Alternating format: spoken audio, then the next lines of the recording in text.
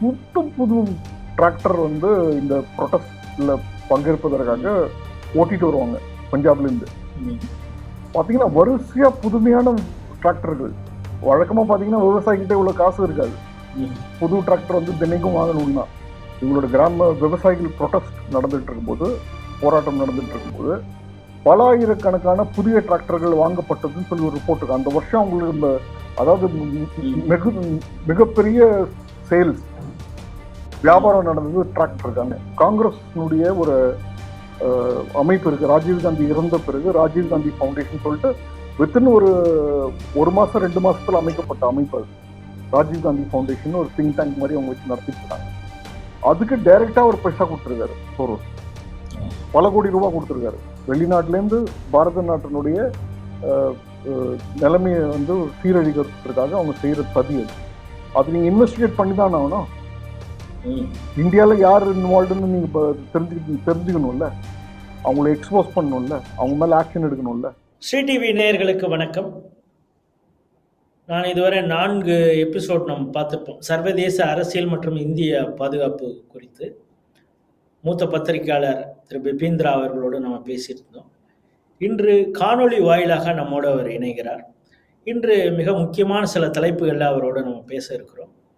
முதலில் பாராளுமன்றத்தையே இப்பொழுது ஒடுக்கி வரக்கூடிய ஒரு சம்பவம். ஒன்று வந்து எதிர்க்கட்சிகள் வந்து பாஜகவிற்கு நெருக்குதல் கொடுக்கணும் அப்படிங்கிறதுக்காக அந்த அதானி ரிப்போர்ட், ஒவ்வொரு முறை பாராளுமன்றம் ஆரம்பிக்கும் பொழுதும் அதானி ரிப்போர்ட் பற்றி பேசுவாங்க. இந்த முறையும் அதே போல பேச ஆரம்பித்தார்கள். ஆனால் அதற்கு வந்து பதிலடியாக பாஜகவினர் பல ஆதாரங்களோடு ஜார்ஜ் சோரஸுக்கும் குறிப்பாக காங்கிரஸ் கட்சியுடைய தலைமைக்கும் உள்ள லிங்க் குறித்து மிகப்பெரிய அளவில் பேசியிருக்காங்க. அதுவும் குறிப்பாக நிஷிகாந்த் துபே அவர்கள் பல ஆதாரங்களோடு பேசியிருக்கிறார். உண்மையிலே ஜார்ஜ் சோரஸ் ஃபவுண்டேஷன் எப்படி செயல்படுகிறது, இந்தியாவில் அதோடைய கரங்கள் எங்கெல்லாம் இருக்குது, அது இந்தியாவிற்கு எதிராக எப்படியெல்லாம் வேலை செய்கிறது அப்படிங்கிறத கூடுதல் தகவல் நம்ம தெரிஞ்சுக்கணும் அப்படிங்கிறதுக்காகத்தான் இன்று நம்மோடு பிபிந்திரா அவர்கள் இணைந்திருக்கிறார். வணக்கம். வணக்கம். வணக்கம் ராஜேஷ். ஸ்ரீ டிவி நேயர்களுக்கு என்னோட வணக்கம். வணக்கம். இப்போ நான் ஏற்கனவே அறிமுக உரையில் சொன்னது மாதிரி இந்த ஜார்ஜ் சோரஸ் ஃபவுண்டேஷனுங்கிறது எப்போ ஆரம்பிக்கப்பட்டது, அவங்களுடைய செயல்பாடு என்ன, இந்தியாவில் அவங்க என்ன மாதிரியான வேலை பார்த்துக்கிட்டு இருக்காங்க? முதல்ல நம்ம புரிஞ்சுக்க வேண்டிய விஷயம் ஜார்ஜ் சோரஸ் யாரு அப்படிங்கிறது. ஜார்ஜ் சோரஸ் வந்து ஒரு ஹங்கேரியன் நாட்டவர். அங்கிருந்து அவர் அமெரிக்காவில் போயிட்டு அவர் தஞ்சம் அடைந்து அங்கே ஒரு பெரிய ஒரு பணக்காரராக அவருடைய தொழில் மூலமாக ஒரு பெரிய பணக்காரர் ஆகிறார். இப்போதைக்கு பார்த்தீங்கன்னா அவர் ஒரு $25 பில்லியன் ஒர்த்தான அசட்ஸ் அவர் கையில் இருக்கு. அவருடைய அசட்ஸ் அதில் அவர் வந்து $8 பில்லியன் இந்த மாதிரி தன்னுடைய சொந்த சொத்தை வந்து உலகம் முழுக்க நான் வந்து ஜனநாயகத்தை வந்து ஸ்தாபிக்க போறேன், இந்த மாதிரி உலகம் முழுக்க உள்ள அரசாங்கத்தில் அதாவது டிக்டேட்டர்ஸ்ன்னு சொல்லுவாங்க, ஆதிக்கவாதிகளை வந்து உடக்கி நான் வந்து ஜனநாயகத்தை நிலைநாட்ட போறேன்னு சொல்லிட்டு கிளம்பின ஆள் அது அவர். ஸோ அவர் வந்து பல ஊர்களில் பல நாடுகளில் பிரச்சனைகளை வந்து உருவாக்கி அவருடைய சொந்த சொத்தின் அடிப்படையில் $25 பில்லியன் நான் சொன்னேன் இல்லையா, அதன் மூலமாக ஒரு பெரிய ஒரு புரட்சியை நான் ஏற்படுத்த போறேன்னு சொல்லிட்டு கிளம்பின ஆள். முக்கியமாக நம்ம தெரிஞ்சுக்க வேண்டிய விஷயம் வந்து அந்த ஜார்ஜ் சோரஸ் அப்படிங்கிற ஆளு அமெரிக்காவுடைய டீப் ஸ்டேட்டுடைய பிரதிநிதி. அமெரிக்காவோட டீப் ஸ்டேட் நம்ம சொல்றது வந்து டிபார்ட்மெண்ட் ஆஃப் ஸ்டேட், சிஐஏ போன்ற அமைப்புகள். நீங்க யார் அரசாங்கம் வந்தாலும் அந்த டீப் ஸ்டேட் வந்து அவங்களுடைய ஆதிக்கத்தை அமெரிக்காவில் அவங்க பரப்பிட்டு இருக்காங்க. அது அவங்களுடைய கண்ட்ரோல்ல தான் அமெரிக்கா செயல்பட்டு இருக்கு. டொனால்ட் ட்ரம்ப் அதை நான் மாற்ற போறேன்னு சொல்லி இந்த எலெக்ஷனை ஜெயிச்சு வந்திருக்காரு. ஸோ அந்த மாதிரி ஒரு ஹங்கேரியன் நாட்டை சேர்ந்த ஜார்ஜ் சோரஸ் அவருடைய மகன், அவங்க 2 பேரும் சேர்ந்து இந்த மாதிரி ஒரு முயற்சியை எடுத்துருக்காங்க. அதாவது நம்ம மிஸ் அட்வென்ச்சர்னு சொல்லுவோம், அது எது எக்ஸாக்டான தமிழ் வார்த்தை என்னன்னு எனக்கு தெரியல. அந்த மிஸ் அட்வென்ச்சர் பண்றதுக்கான முயற்சியில அவங்க ஈடுபட்டிருக்காங்க.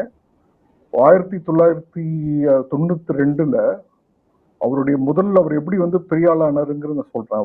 முதல் என்னன்னா யுனைடெட் கிங்டம், அதாவது இங்கிலாந்து நம்ம யுனைடெட் கிங்டம், இங்கிலாந்துங்கிறது ஒரு பார்ட் யுனைடெட் கிங்டம்ல. ஸ்காட்லாந்து, இந்த மாதிரி அயர்லாந்து இதெல்லாம் சேர்ந்து Ireland. Actually it's United kingdom. அவங்களுடைய கரன்சி வந்து பிரிட்டிஷ் பவுண்ட். நம்ம எல்லாம் கேள்விப்பட்டிருக்கோம். அமெரிக்காவுக்கு யூஎஸ் டாலர் மாதிரி, இந்தியாவுக்கு ருபி ஒரு ரூபா, அந்த மாதிரி அவங்களுடைய பிரிட்டிஷ் பவுண்ட். அந்த பிரிட்டிஷ் பவுண்டனுடைய வேல்யூ கம்மி பண்ணிட்டு அவர் வந்து ஒரு $1 பில்லியன் சம்பாதிச்சார் 1992. அதன் மூலமாக என்னாச்சுன்னா அந்த வேல்யூ ருபி வந்து, அதாவது பவுண்டு வேல்யூ கம்மியானதுனால அதோடைய தாக்கம், உலக அளவில் உள்ள தாக்கம் கம்மியானதுனால பிரிட்டிஷோடைய எக்கானமி, பொருளாதாரம் வந்து பயங்கரமா பின்னடைவு அடைஞ்சது. அதுல அவர் பயங்கரமா சம்பாதிச்சார். ஒரு $1 பில்லியன் சம்பாதிச்சார்.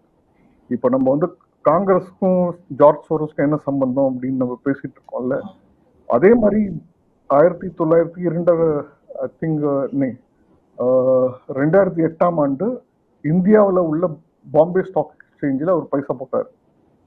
அவருக்கு 8% என்னமோ அவர் அதில் இன்வெஸ்ட் பண்ணாரு. அதில் பண்ணதுலையும் பல கோடி ரூபா வந்து காங்கிரஸ் ஆட்சியில் 2014 வரைக்கும் சம்பாதிச்சிருக்காரு பாரதத்தினுடைய ஸ்டாக் எக்ஸ்சேஞ்சில் இருந்தோம். இந்த மாதிரி அது அலோவ் பண்ணது வந்து காங்கிரஸ், மன்மோகன் சிங் அரசாங்கம், சோனியா காந்தி தலைமையில உள்ள யூபி அரசாங்கம்.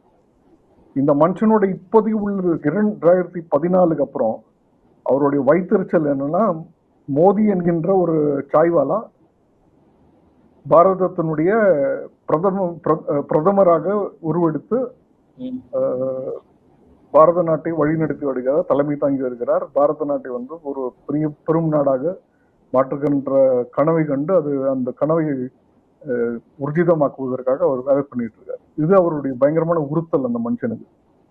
ஸோ அதனால இப்ப என்ன சொல்லியிருக்காருன்னா வந்து நான் $18 பில்லியன் நான் செலவு பண்ண போறேன், பாரதத்தை வந்து உடைக்கிறதுக்காகவும் பாரதத்தை பலவீனப்படுத்துவதற்காகவும் நான் செலவு பண்ண போறேன்னு சொல்லி கங்கணம் கட்டிட்டு அவர் வேலை பண்ணிட்டு இருக்காரு.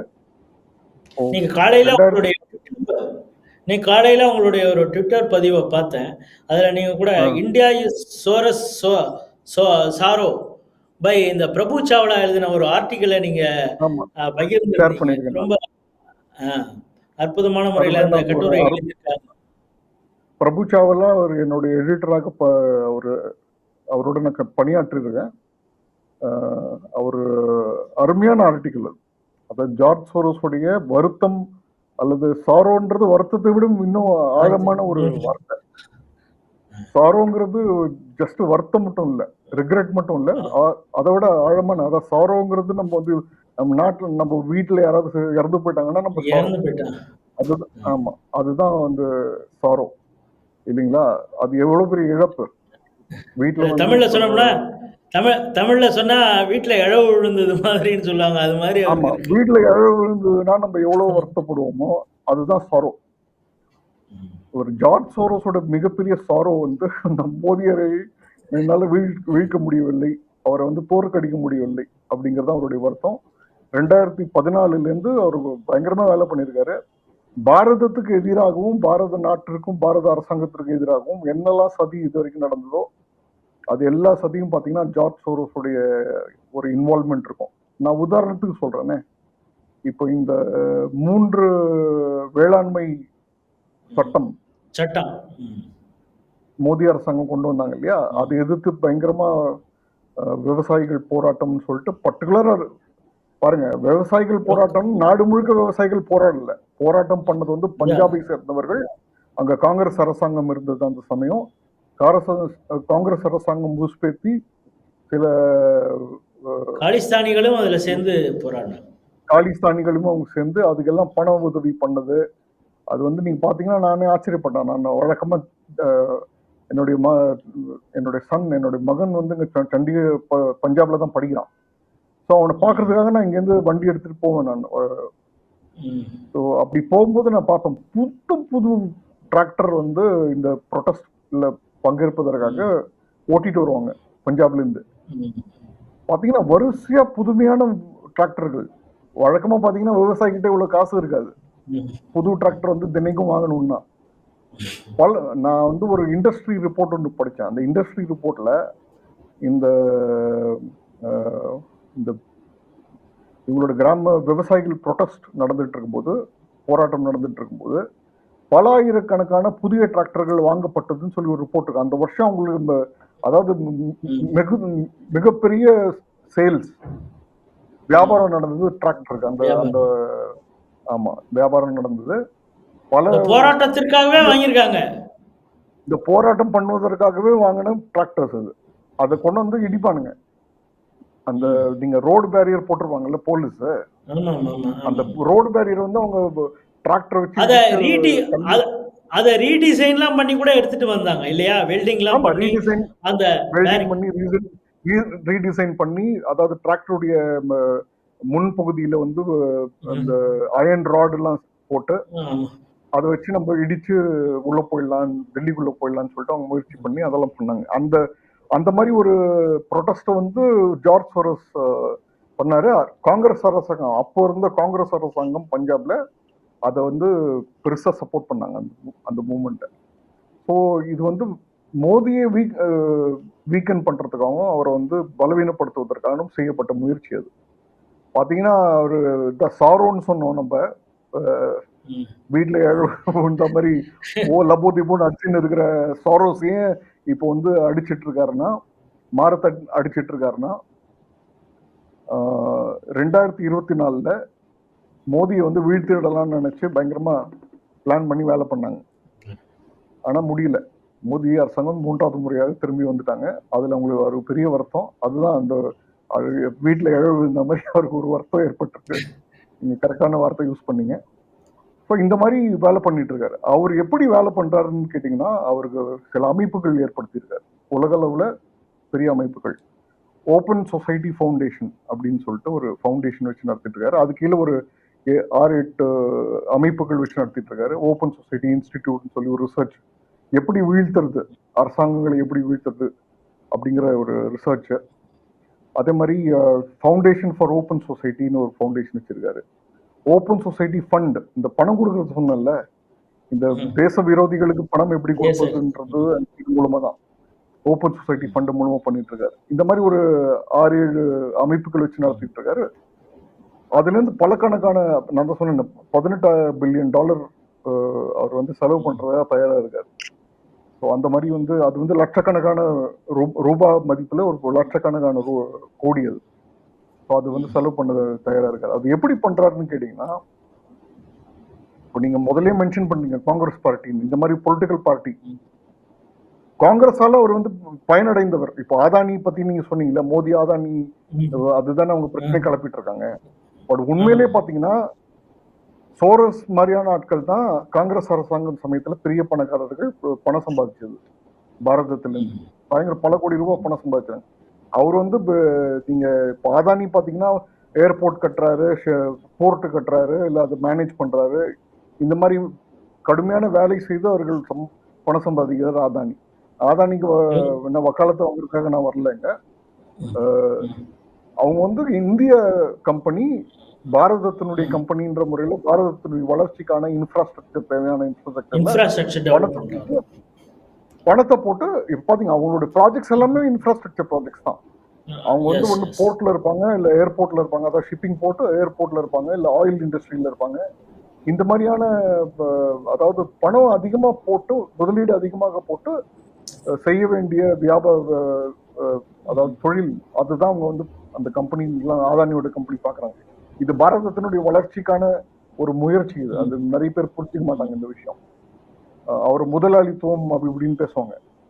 நம்ம முதலாளி பைசா போட்டு முதல் போட்டு வியாபாரத்தை ஆரம்பிச்சாதான், தொழில் ஆரம்பிச்சாதான் மக்களுக்கு வேலையும் கிடைக்கும். இப்போ பல லட்சக்கணக்கான பேர் இவங்க அதானி கம்பெனியில வேலை பண்றாங்க. ஆனா சோரோஸ் எப்படி சம்பாதிக்கிறாருன்னு பாருங்க. இதுல வந்து பல லட்சக்கணக்கான பேர் வேலை செய்யறாங்கன்னா அவங்க குடும்பங்களுடைய வீட்டுல வந்து 2 வேளை சாப்பாடு சாப்பிட்றதுக்கான வழி வந்து அதானியோட கம்பெனி மூலமாக ஏற்படுது. இதே இது சோரோஸ் எப்படி சம்பாதிக்கிறாரு? ஷேர் மார்க்கெட்ல பைசா போடுவாரு. அதாவது வேலையே செய்யாம, அதாவது வீட்டுல உட்காந்துட்டு பெட்ல உட்காந்து படுத்துக்கிட்டு பணம் எப்படி சம்பாதிக்கிறது தான் அவருடைய தொழில் முறை.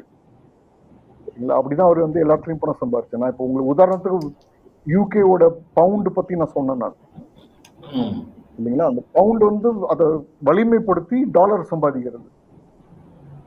இந்த வேலை தான் அவர் 1992 பண்ணாரு. அப்பதான் ப்ராமினென்ட் ஆன ஆளு.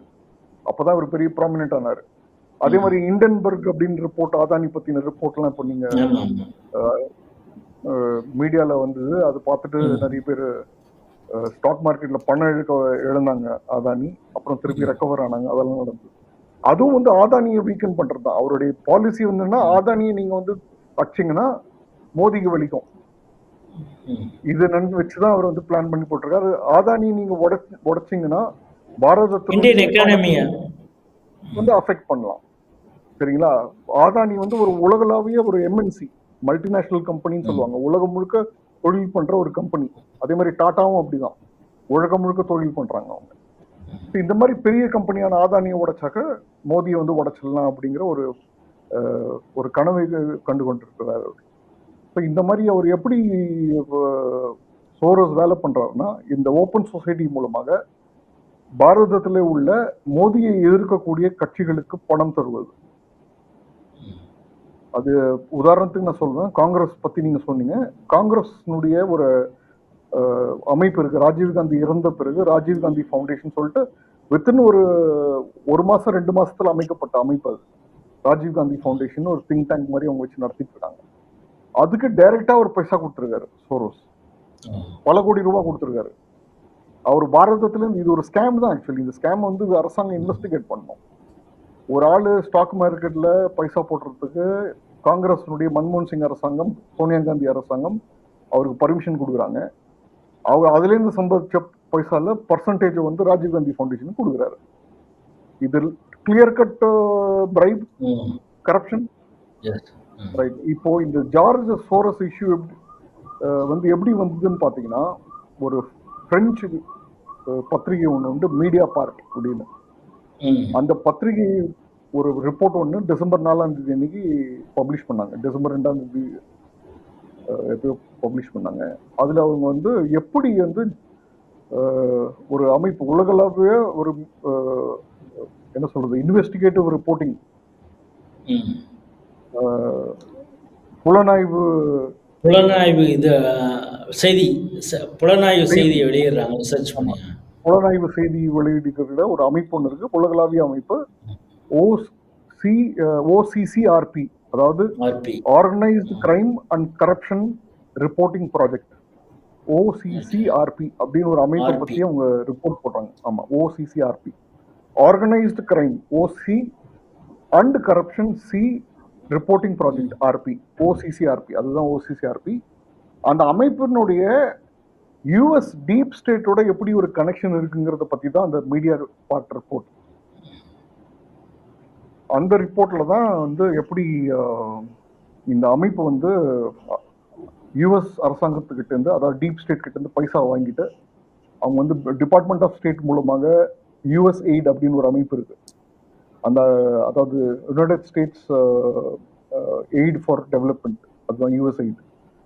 அந்த USAID மூலமாக பைசா மீடியா இந்த OCCRP கொடுத்துருக்காங்க. அந்த OCCRPயோட வேலையே என்னன்னா, உலகத்தில் உள்ள அதாவது யூஎஸ்க்கு எதிரான நாடுகள் எந்த நாடு இருந்தாலும் அந்த நாட்டில் போயிட்டு அவங்க இந்த மாதிரி இன்வெஸ்டிகேஷன் பண்ணுவாங்க. கரப்ஷன் இருக்கு, ஆர்கனைஸ்ட் கிரைம், ட்ரக் ரன்னிங், அதாவது மதுப்பொருள் கடத்துதல், இந்த மாதிரி வந்து போதைப் பொருள் கடத்துதல், இந்த மாதிரி ரிப்போர்ட்டை வந்து அவங்க பப்ளிஷ் பண்ணுவாங்க. அதை வச்சு ஒரு பெரிய ஒரு புரட்சி ஒன்று ஏற்படும் அந்த நாட்டுக்குள்ள. பாரத நாட்டுக்குள்ள அவங்களால இதை பண்ண முடியல. ஸோ அந்த OCCRP பத்தின ரிப்போர்ட்டை பேஸ் பண்ணி தான் அதுல தான் US உடைய லிங்க், ஜார்ஜ் சோரோஸோட லிங்க், இதெல்லாம். ஸோ அதை பேஸ் பண்ணி தான் இப்போ இந்த ரிப்போர்ட்டை எப்படி வந்து இவங்க வந்து பைசா கொடுக்குறாங்க, ஒரு அரசியல் கட்சிகளுக்கு பைசா கொடுக்குறாங்க, அதே மாதிரி மீடியா ஆர்கனைசேஷன்ஸ்க்கு பைசா கொடுக்குறாங்க, பத்திரிகைகளுக்கு, டெலிவிஷன் சேனலுக்கு கொடுக்குறாங்க, திங்க் டேங்க்ஸ்க்கு பைசா கொடுக்குறாங்க, சில சமயம் யூனிவர்சிட்டிஸ்க்கும் பைசா கொடுக்குறாங்க. காசு கொடுத்து பாரத அரசாங்கத்துக்கு எதிர்த்தாப்புல வேலை செய்யறதுக்கு அவங்களுக்கு ஊக்கம் கொடுக்கறது. ஸோ இந்த மாதிரி பார்த்தீங்கன்னா OCCRP வந்து அமைப்பு ஆரம்பிக்கிறது வந்து, அவர் பேர் வந்து என்ன பேர், அவரு ட்ரூ சலைவன் அப்படின்னு பேர் அந்த மனுஷனுக்கு. அவர் வந்து அமெரிக்கால அரசாங்கத்துல முன்னாடி வேலை செஞ்சாலும் அவர் வந்து அவருடைய பேக்ரவுண்ட் பாத்தீங்கன்னா அவர் வந்து ஒரு இன்டெலிஜென்ஸ் ஆஃபீஸர். அவர் ட்ரூ சலைவன். ஸோ அந்த மனுஷன் என்ன பண்றாருன்னா கொஞ்ச நாள் பத்திரிகையாளராக வராரு. அதாவது பத்திரிகையாளராக வருதெல்லாம் ஏமாற்றம் தான். அவர் ஆக்சுவலா ஒரு இன்டெலிஜென்ஸ் ஆஃபீஸர். இந்த மாதிரி சாபோட்டாஜ் வேலை எனிமி நாடுகள்ல, அதாவது எதிரி நாடுகள்ல போயிட்டு உள்ள ஒரு குழப்பத்தை ஏற்படுத்தக்கூடிய ஸ்பை அந்த மனுஷன். அவர் தான் அவருடைய ஒரிஜினல் பேக்ரவுண்டு. ஸோ அவர் தான் இந்த ஓசிசிஆர்பின்ற அமைப்பை வந்து ஆரம்பிக்கிறார். அவரை வந்து சராயோன்னு சொல்லிட்டு ஒரு சிட்டி வந்து கேபிட்டல் சிட்டி ஆஃப் செக் ரிப்பப்ளிக், சரிங்களா? அந்த நாட்டுக்கு போயிட்டு அந்த நாட்டில் குழப்பத்தை ஏற்படுத்துக. அது உடஞ்சு போச்சு, அந்த நாடு உடஞ்சு போச்சு. உங்களுக்கு செக்கோஸ்லோவாக்கியா அப்படின்னு சொல்லுவாங்க முன்னாடி. அந்த நாடு வந்து 3 நாடாக உடஞ்சிடுச்சு. அதை உடைக்கிறதுக்கான வேலை செஞ்சு தான் இந்த ட்ரூ தலைவன், சரிங்களா? அவரு தான் ஆரம்பிச்சது அமைப்பு இந்த ஓசிசிஆர்பி. ஸோ இந்த மாதிரி வந்து டீப் ஸ்டேட்டோட வேலை இது. இவர் வந்து இப்போ உதாரணத்துக்கு நான் சொல்லுவாங்கன்னா நியூஸ் கிளிக்னு ஒரு அமைப்பு பாரத நாட்டில் ஒரு ஆன்லைன் நியூஸ் வந்தது. இப்போ ரீசெண்டா நீங்க ரெண்டு 3 வருஷமா ஒரு நியூஸ் கிளிக் மேல கேஸ் நடந்துட்டு இருக்கு. சைனா கிட்ட இருந்து பைசா வாங்கிட்டு பாரதத்துக்கு எதிர்த்தாப்புல ரிப்போர்ட் எழுதுறது. இந்த அமைப்புக்கு வந்து இந்த மூலமா ஒரு சிங்கள கிறிஸ்டியன் ஒருத்தர் அவரு மூலமா தான் அந்த அமைப்புக்கு பைசா கொடுத்து பாரதத்துக்கு எதிர்த்தாப்புல எதிர்த்து எழுத வைக்கிறது. இந்த மாதிரி வேலை பண்ணிட்டு இருக்காங்க.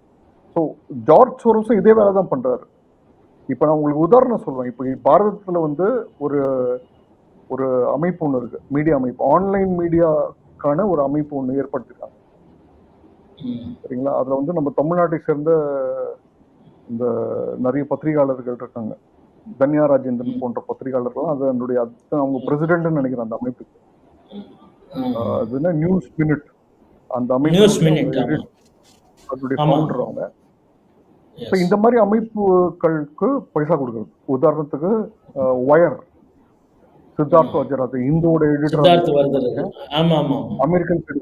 அமெரிக்கன் சிட்டிசன், ஆனா இந்தியால குழப்பம் பண்றதுக்காக வந்த ஆள். ஸோ அந்த அமைப்புக்கு பைசா கொடுக்கறது.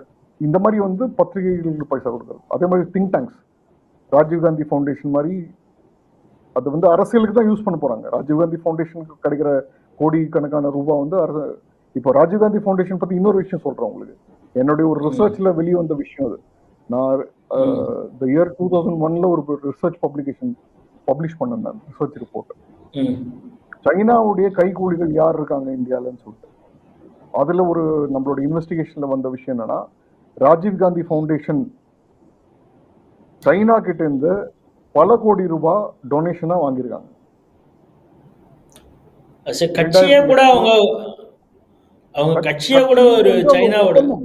கட்சியோட ஒப்பந்தம் போட்டாங்க. கம்யூனிஸ்ட் கட்சி, சைனீஸ் கம்யூனிஸ்ட் கட்சியோட அந்த ஒப்பந்தம் போட்ட பிறகு காலகட்டத்தில் பாத்தீங்கன்னா பல கோடி ரூபாய் சைனீஸ் அரசாங்கம் வந்து ராஜீவ்காந்தி ஃபவுண்டேஷன் கொடுத்துருக்கு. உன்னுடைய எதிரி நாடு, பார்டர்லாம் பிரச்சனை பண்ணிட்டு இருக்கான் பல ஆண்டுகளா. 1962 உங்களோட பாரதத்து மேல போர் தொடுத்தவன், அவனோட உங்களுக்கு என்ன சம்பந்தம்?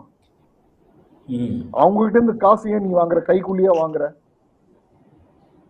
ஸோ பாரதத்தை வந்து பலவீனப்படுத்துவதற்கான சதியில நீ ஒரு அங்கம் தானே அப்போ. ஸோ இந்த மாதிரி வந்து ஓப்பன் சொசைட்டி ஃபவுண்டேஷன் வேலை பண்ணிட்டு இருக்காங்க. ஸோ இந்த பாரத நாட்டை வீக்கன் பண்றதுக்காக நீங்கள் கடந்த 10 ஆண்டுகள்ல நடந்த எல்லா போராட்டம் பாருங்க. ஆன்டை சிஏஏ போராட்டம், அதாவது citizenship amendment act, Pakistan, Afghanistan, Bangladesh போன்ற நாடுகளிலே இப்போ பங்களாதேஷ்ல நடந்துட்டு இருக்கு. இந்துக்கள் எப்படி அடி வாங்குறாங்க, எவ்வளவு பேர் கொல்லப்படுகிறார்கள், கோயில்கள் எப்படி அழிக்கப்படுகிறதுன்னு நம்ம பார்த்துட்டு இருக்கோம். இந்த மாதிரி பிரச்சனையில தவித்த இந்துக்கள், கிறிஸ்டியன் போன்ற மைனாரிட்டி கம்யூனிட்டிஸ் பங்களாதேஷ், பாகிஸ்தான், ஆப்கானிஸ்தான்ல இருந்து பாரதத்துக்கு வந்தாக்க அவர்கள் அப்ளிகேஷன் போட்டாக்கா அவங்களுக்கு நம்ம வந்து குடியுரிமை கொடுக்கலாம்னு சொல்லிட்டு ஒரு சட்டம். அது இதுல என்னங்க தப்பு இருக்கு? இதுல ஏதாவது வந்து முஸ்லீம்க்கு நான் கொடுக்க மாட்டேன்னு ஏதாவது இருக்கா? ஒண்ணுமே கிடையாது. ஆனா முஸ்லீம்களை உசுப்பேத்தி அவங்கள வந்து போராட்டம் புரிய வச்சது. ஷாஹீன் பாக் போராட்டம் டெல்லியில் நடந்தது. ஆமா இதுக்கு பின்னாடி ஓப்பன் என்ன சொசைட்டி ஃபவுண்டேஷன் வாஸ் இன்வால்வ். ஏன்னா அந்த போராட்டத்துல பங்கேற்ற அனைத்து அமைப்புகளுக்கும் இவங்க பைசா கொடுத்துருக்காங்க, காசு கொடுத்துருக்காங்க. இந்த போராட்டம் நடத்துவதற்காகவே காசு கொடுத்துருக்காங்க. சரிங்களா? என்ஜிஓ கூட ஒரு ஐஏஎஸ் ஆபீசர் கூட என்ஜிஓ ஹர்ஷ் மந்தர்னு சொல்லிட்டு பாம்பேல இருக்காரு. அவரு பழைய ஐஏஎஸ் ஆபீசர். அவர் ரிட்டையர்லாம் ஆகல, வேலையை விட்டு இந்த இதுல நிறைய பைசா சம்பாதிக்கலாங்கிற ஒரு தெரிஞ்சிருக்கு. இந்த மாதிரி ஜார்ஜ் சோரோஸோட சேர்ந்தாக்க பைசா அதிகம் சம்பாதிக்கலான்னு. ஸோ அதனுடைய பிளான் பண்ணிட்டு அவர் வேலையை விட்டார், ஐஏஎஸ் வேலையை விட்டார். அந்த மனுஷனை வந்து இந்த 10 ஆண்டுகள் மன்மோகன் சிங் அரசாங்கத்துல நேஷனல் அட்வைசரி கவுன்சில்னு ஒன்று அமைச்சாங்க. ஒரு அன்கான்ஸ்டிடியூஷனல் இன்ஸ்டிடியூஷன். அது அன்கான்ஸ்டிடியூஷனல். பாரதத்தினுடைய அரசியல் சாசனத்துக்கு முரணான ஒரு விஷயம். பிரைம் மினிஸ்டருக்கு தலை மேல ஒருத்தரை வந்து வைக்க முடியாது. பிரைம் மினிஸ்டர் தான் ஹையஸ்ட் போஸ்ட் இந்திய அரசாங்கத்துல. இந்த என்ஏசின்னு ஒரு அமைச்சு இந்த சோனியா காந்தி தலைமையில வச்சு பண்ணாங்க. அதுல அந்த அம்மா ரிசைன் கூட பண்ண வேண்டி வந்தது. ஏன்னா ஆஃபீஸ் ஆஃப் ப்ராஃபிட்ல பிரச்சனையாச்சு அவங்களுக்கு. ஸோ அதுவும் அரசாங்கம் மன்மோகன் சிங் அரசாங்கம் இருக்கும்போது தான், பிஜேபி வந்து செய்யல. அந்த அம்மா தவறு பண்ணிட்டாங்க. என்ஏசின்னு ஒன்று கிரியேட் பண்ணி அதை எப்படி சமாளிக்கிறதுன்னு அதை எக்ஸாம் பண்ணாங்க. அப்புறமா ஒரு சட்டம் கொண்டு வந்து அதை எக்ஸாம் பண்ணாங்க. என்ஏசியில் வந்து சேர்மேனாக இருந்தால் அவங்க ஆஃபீஸ் ஆஃப் ப்ராஃபிட் வந்து இன்வைட் ஆகாது லா. ஸோ அந்த என்ஏசியில் ஹர்ஷ் மந்தர் ஒரு இம்பார்ட்டண்டான ஆளு, ஒரு மெம்பர். அவருடைய பேக்ரவுண்ட் அந்த என்ஏசியில் அவர் இருக்கும்போது அவர் செஞ்ச சதி என்னன்னு நான் இப்போ சொல்றேன் உங்களுக்கு. இப்போ ஒரு கம்யூனல் வயலன்ஸ் ஆக்ட்னு ஒரு ஆக்ட் தயார் பண்ணாங்க யூபி அரசாங்கத்துல. அந்த ஆக்ட வந்து டிசைன் பண்ணது வந்து இந்த ஹர்ஷ் மந்தர். இந்த கம்யூனல் வயலன்ஸ் ஆக்ட், ஆமா, சிதம்பரம் ஹோம் மினிஸ்டரா இருக்கும்போது அந்த ஆக்ட்ல என்ன எழுதப்பட்டிருக்குன்னா, ஏதாவது ஒரு ஊர்ல இப்போ சம்பல்னு ஒரு ஊர்ல கலவரம் நடக்குது, நம்ம பார்த்து இல்லைங்களா, நடந்துட்டு இருக்கு. இந்த மாதிரி ஒரு ஊர்ல கலவரம் நடந்தா எவ்வளவு எந்த பகுதி எந்த சமுதாயத்தை சேர்ந்தவர்கள் அதிகமாக செத்து போனாங்க, அதிகமாக, ஆனா இந்து தான் குற்றவாளி. அந்த மாதிரி நீங்க கணக்கெடுக்க கிடையாது. நீங்க யாரு சைட்ல அதிகமா செத்து போனாங்க இந்த கம்யூனல் வயலன்ஸ்ல இல்லைங்களா, மத கலவரத்துல இல்ல ஜாதி கலவரத்துல யாரு வந்து அதிகமா செத்து போனாங்க கணக்கு கிடையாது. யாருடைய சொத்து அதிகமா அழிஞ்சதுன்னு கணக்கு கிடையாது. எவ்வளவு பேர் அதிகமாக காயப்பட்டார்கள்ன்றதும் கணக்கு கிடையாது. ஒரே கணக்கு என்னன்னா இந்துக்கள் தான் குற்றவாளி. இதுதான் communal violence act. Completely anti Hindu law. So அதை வந்து வடிவமைத்தவர் இந்த ஹர்ஷ் மந்தர்ன்ற பெரிய மகான். சரிங்களா? இந்த மாதிரி நீங்க வந்து இந்துக்களுக்கு எதிராக ஒரு பெரிய ஓட் பேங்க் இந்துங்கிறது இன்னைக்கு ஓட் பேங்க் ஆயிட்டாங்க. நான் எப்பவுமே சொல்றதுதான், நரேந்திர மோடி செய்த ஒரே ஒரு நல்ல காரியம் பாரதத்துல இந்து ஓட் பேங்க்னு ஒன்று அமைச்சது தான், கிரியேட் பண்ணது தான். இப்போ அந்த ஓட் பேங்க் எதிர்த்து நீங்க பேசுறீங்க. இப்போ உதாரணத்துக்கு இப்போ என்ன பார்லிமெண்ட்ல நாடாளுமன்றத்துல ராஜீவ்காந்தி இப்போ ராகுல் காந்தி பேசினார் இப்போ 2 நாள் முன்னாடி. என்ன சொன்னாருன்னா, தபஸ்யா அப்படிங்கிற வார்த்தை, அதாவது நீங்க வந்து தபம் பண்ணாங்க உடம்புல வந்து சூடு ஏறுமா, இந்த மாதிரி தான் பேசுறாரு. அதுவும் கூட சோஷியல் மீடியா இது இல்ல, அதுவும் கூட பிலிப்பைன்ஸ்ல இல்ல பட்டாயா பக்கத்துலயே எங்கேயோ ஒரு கத்துட்டு தபஸ்யா இருக்கு, அங்கே இருந்து அவர் கத்துக்கிட்டு வந்துட்டாரு. இல்ல அதான் இப்ப தாய்லாந்து அவர் போறதுக்கு காரணமே வந்து தபஸ்யா பண்றது. ஆமா, மேம்லாம் வந்துருச்சு, தவம் பண்றதுக்கு தான் போறாரு அப்படின்னு. அதான் உடம்புல வந்து சூடு ஏத்திக்கிறதுக்காக போறாருன்னு மீன் வந்துருச்சு.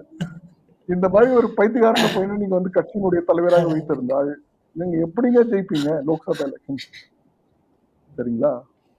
ஹரியானாவும் ஊத்திக்கிச்சு, அதே மாதிரி மகாராஷ்டிரா ஊத்திக்கிச்சு. இனிமே நடக்க போற எல்லா எலெக்ஷனும் ஊத்தும். நீங்க இந்துக்களுக்கு எதிராக, அதாவது உங்களுடைய ஓட் பேங்க்கு எதிராக பேசிட்டு இருந்தீங்கன்னா கண்டிப்பா நீங்க ஜெயிக்க முடியாது. 100 வருஷம் ஆனாலும் ஜெயிக்க முடியாது. இதுதான் நிலவரம்.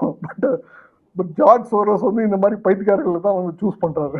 ரெவல்யூஷன் கொண்டு வர போறேன், நான் பெரிய போராட்டம் ஏற்படுத்த போறேன்னு சொல்லி பைத்தியகாரத்தனமா நடந்துட்டு இருக்கு. அதாவது இது நம்ம சிரிக்க வேண்டிய விஷயம் கிடையாது. ஆக்சுவலா இது வந்து ரொம்ப சீரியஸான விஷயம். நாட்டுக்கு எதிராக சதி செய்துகின்ற மக்கள் அதை வந்து எப்படி வந்து நம்ம ஊர்ல இருக்கிற அரசியல்வாதிகளே துணை போறாங்க, அரசியல் கட்சிகள் துணை போறாங்க, இந்த மாதிரி இந்த சோசியல் அமைப்புகள், அதாவது சோசியல் ஆர்கனைசேஷன் சொல்லுவாங்க, சமூக நல அமைப்புகளா, என்ஜிஓ என்ன சொல்வீங்க தமிழ்ல, இந்த மாதிரி அதாவது சுய ஆர்வ நிறுவனங்கள், தன்னார்வ தொண்டு நிறுவனங்கள், இந்த மாதிரி தன்னார்வ தொண்டு நிறுவனங்கள்லாம் இந்த மாதிரி பாரதத்துக்கு எதிராக வேலை செய்யக்கூடிய தயாராக இருக்காங்க. எதுக்காக?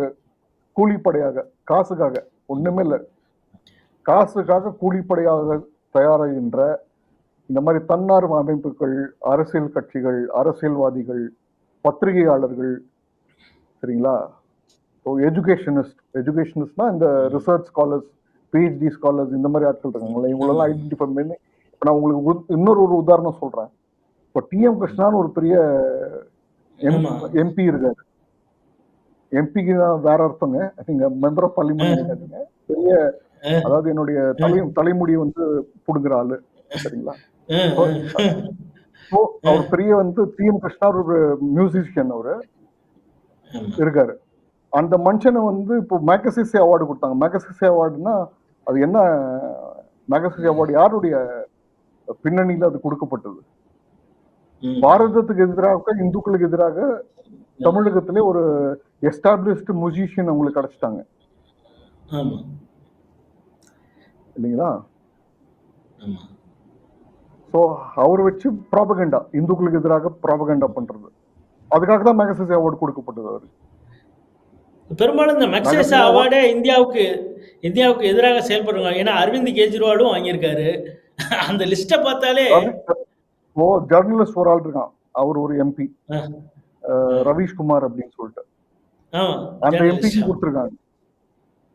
முன்னாடி வந்து என்டிடிவி இந்தியாவில் வேலை பண்ணிட்டு இருந்தான். அப்புறம் துரதிருஷ்டவசமாக அவனுக்கு வேலை போயிருச்சு. அதுக்கப்புறம் ஒரு யூடியூப் சேனல் வச்சு நடத்திட்டு இருக்கான். இந்த மாதிரி ஆட்களுக்காக பணம் கொடுக்கறது தான் இந்த சோரோஸோடைய ஃபவுண்டேஷனுடைய வேலை. இதுதான் அவங்க பண்ற வேலையை. அவங்க ஃபெயிலான ரெண்டு நாடுகள் இருக்கு. ஒன்னு வந்து சைனா, இன்னொன்னு வந்து இந்தியா. ரெண்டுத்துலயும் ஃபெயில் ஜார்ஜ் சோரோஸோடைய முயற்சி. அங்க வந்து அவரை வந்து கூனி குறுகி கெஞ்ச வேண்டிய நிலைமை ஏற்படுத்திட்டாங்க சைனீஸ். ஏன்னா அவங்க வந்து கம்யூனிஸ்ட் ரூல், அடி பின்னிடுவானுங்க. இந்த மாதிரி வேலை எல்லாம் பண்ண முயற்சி பண்ண அடி பின்னிடுவானுங்க. பாரதம் கொஞ்சம் டெமோக்ரஸி தான் ஏற்கனவே. இந்த டெமோக்ரஸி அவர் டெமோக்ரஸி ஆக போறேன்னு வேலை பண்ணிட்டு இருக்காரு. என்ன ஒரு அபத்தமான ஒரு பைத்தியகாரத்தனமான செயல் பாருங்க. இப்போ இங்க ப்ராப்பரா இப்போ நீங்க ஒமர் அப்துல்லா நம்ம ஜம்மு காஷ்மீர் யூனியன் டெரிட்டரியோட சிஎம் இருந்திருக்காரு. அவரே கிளியரா சொல்லிட்டாரு, நீங்க வந்து நல்ல வேலை நடக்கும்போது அதை எதிர்க்க கூடாது. உதாரணத்துக்கு சென்ட்ரல் விஸ்டா சப்போர்ட் பண்ணி பேசியிருக்காரு, புதிய பார்லிமெண்ட்டை சப்போர்ட் பண்ணி பேசியிருக்காரு. அதே மாதிரி ஒரு இப்போ இவிஎம் வந்து நீங்க குறை சொல்லாதீர்கள்னு சொல்லிட்டாரு. ஏன் சொன்னாரு? நீங்க வந்து தோத்து போனா குறை சொல்றீங்க, ஜெயிச்சா நீங்க இவிஎம் குறை சொல்ல மாட்டேன்றீங்க. அப்பவும் சொல்லுங்க, ரிசைன் பண்ணுங்க, ஆட்சி அமைக்காதீங்க. ஸோ இந்த மாதிரி வந்து ஒரு மடத்தனமான பைத்தியகாரத்தனமான செயல் வந்து ஜார்ஜ் சோரோஸ் வந்து முயற்சி பண்ணிட்டு இருக்காரு. இந்த மாதிரி ராகுல் காந்தி மாதிரி தலைவர்கள் வச்சு அவர் முயற்சி பண்ணாங்க, கண்டிப்பா இது வேலை நடக்காது. அரவிந்த் கெஜ்ரிவாலும் எக்ஸ்போஸ் ஆயிட்டாரு, சரிங்களா. அரவிந்த் கெஜ்ரிவால் அதே மாதிரி ஓப்பன் சொசைட்டி ஃபவுண்டேஷன், இப்போ மேகசிசி அவார்டி அவரும், சரிங்களா. ஸோ இந்த மாதிரி வந்து அமெரிக்கன் டீப் ஸ்டேட்டோட ஒரு ரோல் ஜார்ஜ் சோரோஸ் மூலமாக அது எக்ஸ்போஸ் ஆச்சு இப்போ இந்த மீடியா பார்ட் ரிப்போர்ட்ல. அதன் பிரகாரம் தான் இந்த பெரிய சர்ச்சை வந்து நாடாளுமன்றத்துல பயங்கரமா செம்ம அடி கொடுத்துட்டாங்க. பதிலே சொல்ல முடியாத அளவுக்கு ஆயிடுச்சுல்ல. சோனியா காந்தி இப்போது வரைக்கும் அவங்க பதில் சொல்லல. இப்ப சோனியா காந்தியுடைய அடுத்த கட்டமாக இந்த மத்திய அரசு நடவடிக்கை எடுத்தால் சோனியா காந்தியுடைய எம்பி பதவி தப்புமா அப்படின்னு ஒரு கேள்வி இருக்கு. என்ன சாரி, என்ன கேக்குறீங்க? நடுவில் கேட்கல. ஜார்ஜ் சோரோஸ் அந்த ஃபவுண்டேஷனுக்கும் காங்கிரஸ், குறிப்பாக அந்த சோனியா காந்திக்குமே லிங்க் இருக்கிறதாக நிஷிகாந்த் துபே ஆதாரத்தோடு பல விஷயங்களை பேசியிருக்காரு. இது ஃபர்தரா இன்வெஸ்டிகேட் பண்ணா சோனியா காந்தியுடைய அந்த ராஜ்யசபா எம்பி பதவி தப்புமா அப்படிங்கிற ஒரு கேள்வி இருக்குல்ல. நான் தான் கிளியரா நான் சொல்றேன், வந்து இன்வெஸ்டிகேஷன் கண்டிப்பா பண்ணணும் இந்த விஷயத்துல. இப்ப நீங்க ஜார்ஜ் சோரோஸ்க்கும் இந்த அம்மா சோனியா காந்தி அவர்களுக்கு என்ன சம்பந்தம்னு கேட்டீங்க இல்லையா? இப்போ வந்து ஜார்ஜ் சோரோஸ் ஒரு இது மாதிரி ஓப்பன் சொசைட்டி ஃபவுண்டேஷன் மூலமா ஒரு அமைப்பை வச்சு நடத்திட்டு இருக்காரு. அதாவது அதுக்கு என்ன பேருன்னா என்னது, டெமோக்ராட்டிக் லீடர்ஸ் இன் ஏஷியா பசிபிக், அந்த மாதிரி ஏதோ ஒரு பேர் அவர், ஃபவுண்டேஷன் ஃபார் அந்த மாதிரி ஏதோ பேர் அவர் அந்த அமைப்புக்கு. எக்ஸாக்ட் பேர் எனக்கு இப்போ ஞாபகம் வரல. அந்த அமைப்பினுடைய இந்த அம்மா கோ சேர்மன் சோனியா காந்தி. நான் இன்னொரு முன்னாடியே சொல்லிட்டேன், ஜார்ஜ் சோரோஸ் வந்து பைசா வந்து டொனேட் பண்ணியிருக்காரு ராஜீவ் காந்தி ஃபவுண்டேஷனுக்கு இதுக்கெல்லாம். சரிங்களா? இது என்ன சம்பந்தம்? நீங்க பதில் சொல்லுங்கன்னு தான் நிஷிகாந்த் துபே கேட்கிறாரு. என்னையா உங்களுக்கு அவரோட கூட்டணி? நீங்க 2008 எப்படி அவ்வளவு அலோவ் பண்ணீங்க ஷேர் மார்க்கெட்ல இன்வெஸ்ட் பண்றது? அதுல இருந்து எவ்வளவு? அதே மாதிரி அவர் ஃபவுண்டேஷன்ல இருந்தவர் பாரத் ஜோடோ யாத்திரையில நடையா நடந்திருக்காரு ராகுல் காந்தியோட அப்படிங்கிற. அது அந்த மாதிரி நிறைய ஆட்கள் இருக்காங்க. உங்களுக்கு உதாரணத்துக்கு சொல்றேன், அவர் பேர் வந்து சலீல் சேட்டி அப்படின்னு பேரு. ஓப்பன் சொசைட்டி ஃபவுண்டேஷனோட ஒரு சீஃப் எக்ஸிக்யூட்டிவ் ஆஃபீஸர் மாதிரி. அவர் வந்து பாரத் ஜோடோ யாத்திரால ராகுல் காந்தியோட சேர்ந்து நடக்கிறாரு. அப்படின்னா உங்களுக்கு என்ன சம்பந்தம்? கேள்வி. அந்த பாரத் ஜோடோ யாத்திரையே ஃபண்டட் பை ஜார்ஜ் சோரோஸ்னு ஒரு சந்தேகம் கூட. சந்தேகம் இல்ல, சந்தேகப்படுறதுக்கு என்ன இருக்கு? அதுதான் உறுதிதம். அதுதான் இந்த மாதிரி சலீல் சேட்டி வந்து ஜாயின் பண்ணாருன்னா அதுதான் அர்த்தம். இன்னொரு விஷயம் சொல்றேன், நீங்க அமிர்தா சிங் சொல்லிட்டு மன்மோகன் சிங்கரோட டாட்டர், அந்த அம்மா வந்து இந்த ஓப்பன் சொசைட்டி ஃபவுண்டேஷன்ல ஒரு மெம்பர். அவங்க மன்மோகன் சிங்கோட டாட்டர், அவங்களோட பொண்ணு. அப்போ காங்கிரஸ்க்கும் ஜார்ஜ் சோரோஸ்க்கும் சம்பந்தம் இருக்கா இல்லையா?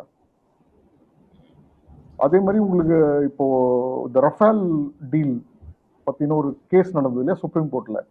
அந்த மாதிரி பிரச்சனையை ஏற்படுத்தினதுக்கு பேர் வந்து என்ஜிஓ ஷெர்பா அப்படின்னு ஒரு அமைப்பு. அந்த அமைப்புக்கு ஜார்ஜ் சோரோஸோடைய அமைப்புகள் வந்து பைசா டொனேட் பண்ணிருக்காங்க. நான் டொனேஷன் சொல்ல மாட்டேன், கைக்கூலி கொடுத்துருக்காங்க. இந்த ரஃபேல் பிரச்சனை, நீங்க எந்த பிரச்சனை இப்ப கடந்த 10 ஆண்டுகள்ல பாரதத்துல ஏற்பட்ட பெரிய பிரச்சனைகள் எந்த பிரச்சனை வேணா எடுத்துவோங்க, அந்த பிரச்சனைக்கு வந்து சிஏ ஆகட்டும், ரஃபேல் ஆகட்டும், ஃபார்மர்ஸ் ப்ரொடெஸ்ட் ஆகட்டும், அது எல்லாத்துக்கும் ஜார்ஜ் சோரோஸோடைய சம்பந்தம் இருக்கு. அதே மாதிரி மனோஜ் பார்கவா இன்னும் ஒரு ஆள் இருக்காரு, அவருக்கும் சம்பந்தம் இருக்கு இந்த அமைப்போட, ஜார்ஜ் சோரோஸோட அமைப்போட. இந்த மாதிரி நிறைய பேர் இருக்காங்க. இப்போ அவர் வந்து எனக்கு எஸ் ஜெய்சங்கர் சொன்ன விஷயம் ஞாபகம் வருது. சிட்னியில் போன வருஷம் ஒரு நிகழ்ச்சியில் பேசும்போது சொன்னார், அந்த ஆள் வந்து old rich opinionated and dangerous அப்படின்னு டிஸ்கிரைப் பண்ணார் ஜார்ஜ் சோரோஸை. செவுட்டில் 4 அடி கொடுத்த மாதிரி நம்ம பேச்சு. சரிங்களா? அவர் என்ன வேணா முயற்சி பண்ணிட்டோம், ஜார்ஜ் சோரோஸ் ஒன்னும் எம்பி தான், ஒன்னும் எம்பி பண்ண முடியாது. சரிங்களா? அந்த எம்பிங்கிறது தமிழ்ல படிச்சுக்கணும், இங்க நம்ம படிச்சுக்கணும். ஆமா, எம்பின்னு சொன்னது தமிழ்ல படிச்சவங்க. முடி கொட்டு போச்சுங்க. சரிங்களா? அதுதான் இப்போ நம்மளுடைய ஒரே ஒரு கன்சர்ன் என்னன்னா, இப்போ பல ஊழல் வழக்குகளா இருக்குது, எல்லாம் இருக்குது. இந்த விஷயத்துல குறிப்பாக இந்த ஜார்ஜ் சோரோஸ் விஷயத்திலேயாவது இந்த மத்திய அரசு ஜஸ்ட் அலிகேட் பண்ணாமல் இன்வெஸ்டிகேட்டும் பண்ணி உரிய தண்டனை வழங்கணும் அப்படிங்கிறது அவங்களுடைய பாயிண்ட் இல்லையா? அதுதான் என்னோட ஸ்டாண்ட். இப்போ நீங்க இது வந்து இப்போ உள்நாட்டு பிரச்சனை கிடையாது, இது வந்து வெளிநாடுகள் பிரச்சனை. வெளிநாட்டுல இருந்து பாரத நாட்டினுடைய நிலைமையை வந்து சீரழிக்கிறதுக்காக அவங்க செய்யற சதி. அது நீங்க இன்வெஸ்டிகேட் பண்ணி தான் ஆகணும். இந்தியால யார் இன்வால்வ்டுன்னு நீங்க தெரிஞ்சுக்கணும்ல, அவங்களை எக்ஸ்போஸ் பண்ணணும்ல, அவங்க மேல ஆக்ஷன் எடுக்கணும்ல. கேஸ் நடத்தணும், ஜெயிலில் போடணும், எல்லா வேலையும் பண்ணணும். It should be taken to the logical conclusion. நீங்க பார்லிமெண்ட்ல பேசினா மட்டும் போறாது. சரிங்களா? இப்போ நான் எங்கிட்ட நிறைய டேட்டா இருக்கு, விஷயம் இருக்குங்க. நான் இப்போ இண்டிவிஜுவல் நான் பேர் எடுத்த நிறைய நபர்கள், பத்திரிகையாளர்கள் பேர் எடுத்தேன். அவங்களுடைய ஃபாரின் டிராவல்ஸ்ல இருந்து எல்லா டீட்டெயிலும் எங்கிட்ட இருக்கு. அவங்க போய் யாரை சந்திச்சாங்கன்ற டீட்டெயில் எங்கிட்ட. நீங்க ஏதாவது ஆர்டிகலா அது சம்பந்தமா எழுதிருக்கீங்களா இதுல?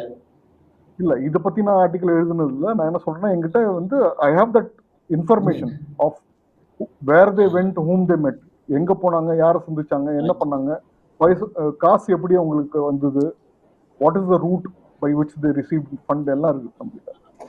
அப்படின்னா நீங்க என்ன சொல்ல வரீங்கன்னா, மத்திய அரசு தேவைப்பட்டால் அந்த தகவல்களை பரிமாறவும் நீங்க தயாரா இருக்கிறீங்க?